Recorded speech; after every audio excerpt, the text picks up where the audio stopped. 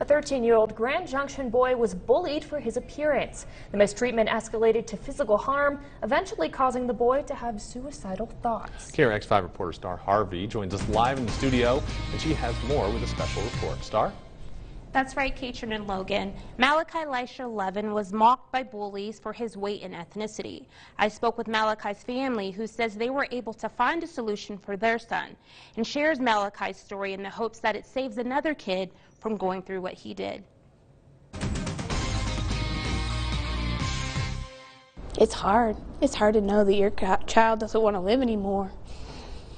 It's hard to think that your child doesn't want to be around other kids because of just the way that he looks. This was 13-year-old Malachi 11's reality. It's definitely a nationwide problem that we're seeing primarily in the middle school age kids. A common problem, staring a young boy in the face. All I was thinking about was ways to ignore them, or funny comebacks or stuff like that, to reject it. Malachi was targeted and bullied by other children for his appearance. A lot of kids would comment, well, he's different. You're different. You're different.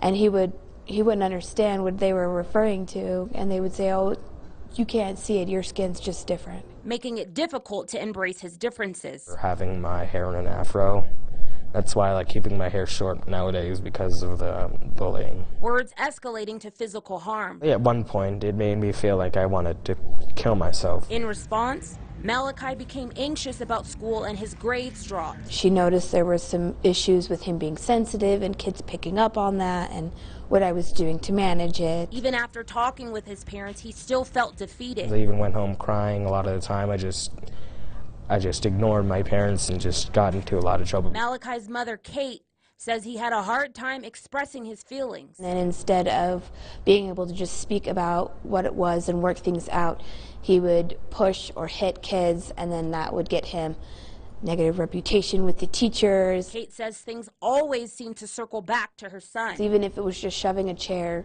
the action that led up to him being angry or aggressive or violent was no longer attended to. And when it came to the bullies? It would always be, we're focused more on Malachi and what he's done than the other kids. This left Malachi's family feeling stuck. We run into situations where bullies didn't fully realize just how much they were impacting another student, and so it's about helping educate them.